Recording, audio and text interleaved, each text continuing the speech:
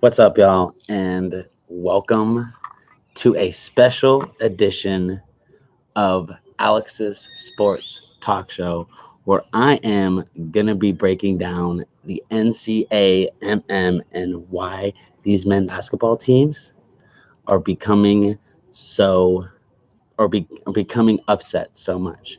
So first of all, I want to say thanks for tuning in. We are in Mexico. We're live on Instagram. We're live on YouTube. Thank you for tuning into today. Okay, so here we go. So there have been five different number one upsets this year. Now, why? It's the first time ever, but we're going to get into why later. We're going to talk about who has been upset. There have been five different ones, as I said. First time ever, Kentucky, when they were number one, they lost to Evansville 64-67. I got number one Duke lost to Stephen F. Austin 83-85. Now, number one Louisville, who I think is a real contender, lost to Texas Tech 62-64. And the last one, Kansas, number one, lost to 18 Villanova 56-55. Now, all of those are really close except for that Louisville loss, but they've bounced back from that and have regained some of their confidence and coming back up into the rankings. So there's not just five different number one upsets, there's been five top five losses as well. Number four, Maryland lost to Penn State 69-76. Number five, Michigan lost to Illinois 62-71. Number five, Virginia, defending champs, lost to Purdue 40-69. Almost a 30-point loss. Crazy. Number three, Michigan State lost to Virginia Tech 66-71. Number three, Ohio State lost to Minnesota 71-84. Yeah, so five different number one seeds have been upset. Five top five seeds have been upset. So let's talk about why. Why is this happening this year? Why are so many teams becoming upset? It's really weird to think this has never happened before, and it's happening now. So let's dive in. Teams that are being upset, the teams that are doing the upset, they have more upperclassmen than these more ranked teams. So these upperclassmen on like Evansville, seniors and juniors, and they have been in the March Madness. They have played these big games, and now they're like going against these young guys right out of high school, freshmen, red shirts, sophomores, stuff like that.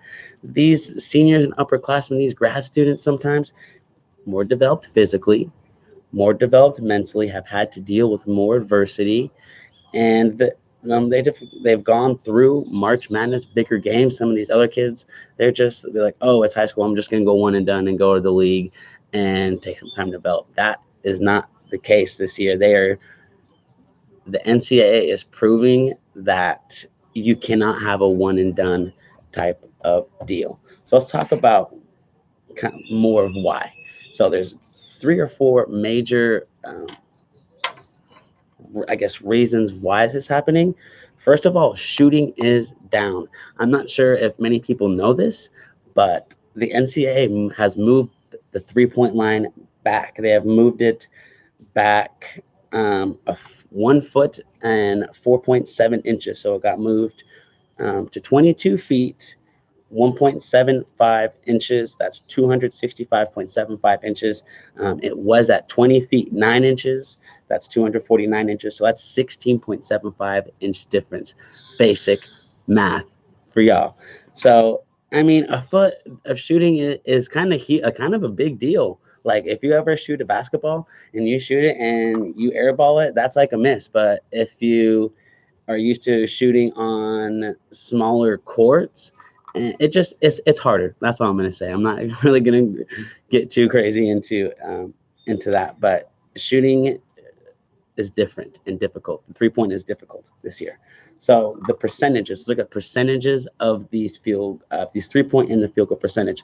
Last year, 2018 to 2019, 3-point was 34.4%. This year, it's down 1.4%, and this year, 2019, 2020, they're shooting 33%. That's only 1.4.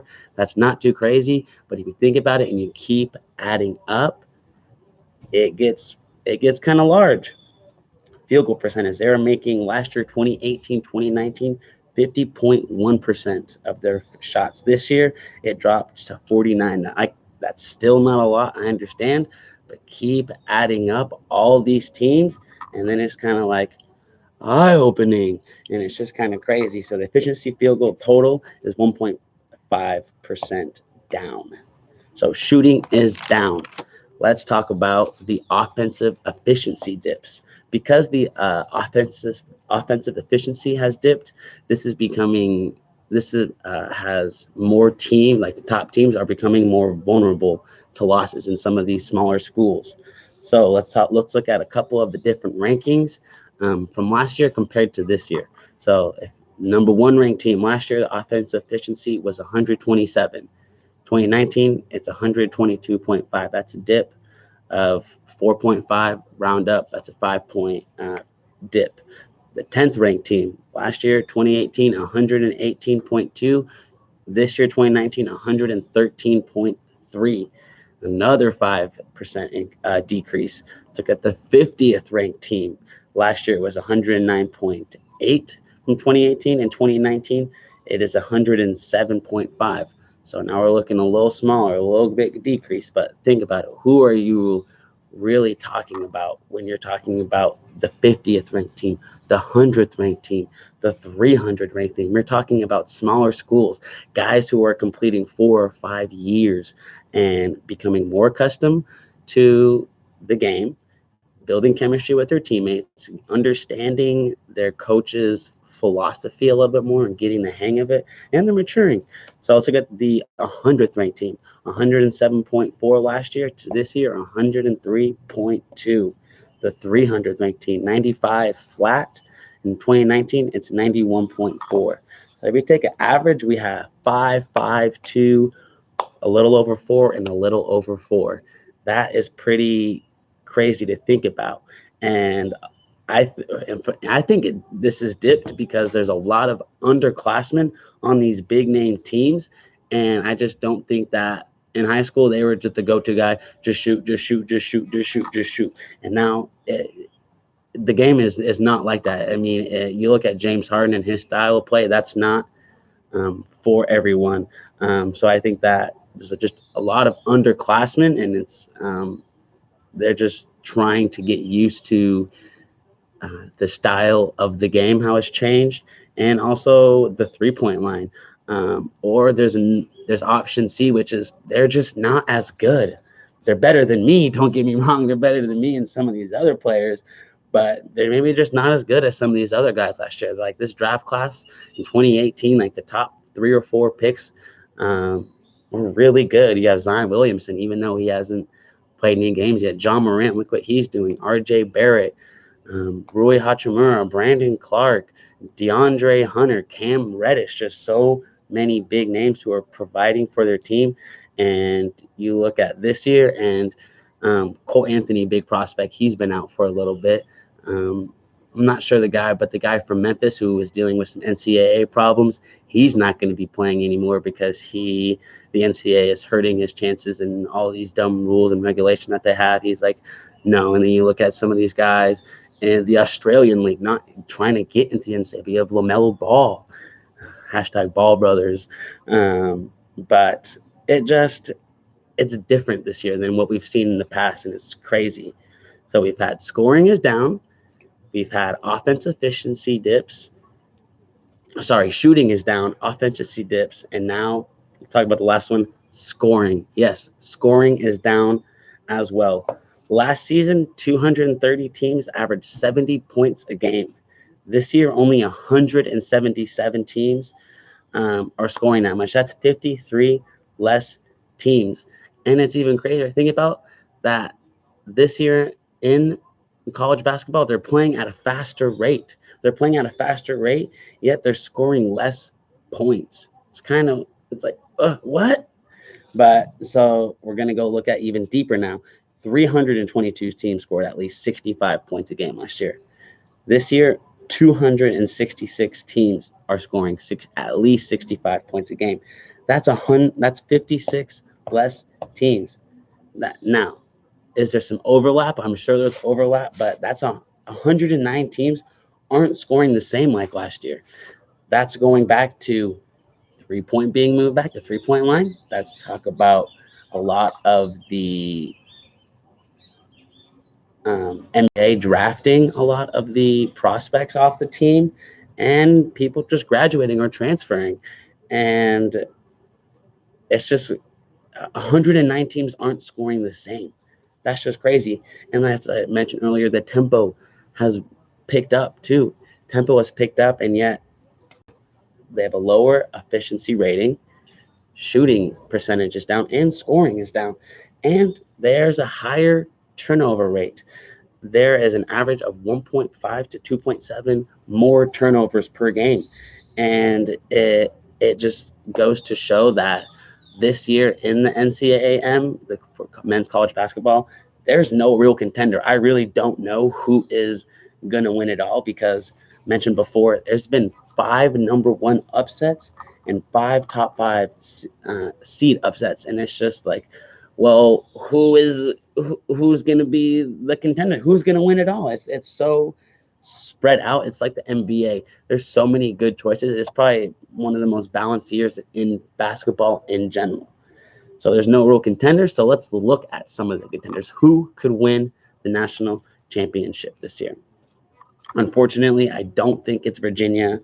Here I got Louisville, I got Michigan, I got Kansas, I got Duke, I got Ohio State, and I got to throw in GU, Gonzaga. They just beat down my alma mater, Eastern Washington. But it's good to see them. They're number 2. They're probably going to be number 1. Their schedule gets easier. They're going to lose probably at least one more game, but I don't think that's going to drop them too low. Now, fun stat of the video. Yes, fun stat of the video. The past 2 years, the Battle for Atlantis champion, that's a tournament earlier in this year, the Battle for Atlantis champion goes on to win the chip. Last year, Virginia won it. And 2 years ago, it was Nova. So who won it this year? Michigan won it. So if you're going off previous stats or previous trends, then it's going to be Michigan. But Michigan has already lost to Illinois. They've already gotten upset by Illinois. No, they were number 5, and they lost to 62-71 against the unranked Big Ten champion. So, not champion, but conference team. And so, if you're going to choose anyone, it could be Michigan. Calipari said Ohio State's the best team. The Kentucky coach, John Calipari, said Ohio State's the best team in the country. I've been leaning towards Louisville for me, but I think that Louisville, Ohio State, Michigan, Kansas, or Gonzaga got a handful of teams you can choose from. That is a pretty good contender list right here. Thanks for tuning into a special AST in Mexico while we're live. So grateful for all of you. This has been fun. Till next time, peace out. And whoop, boop, boop, boop.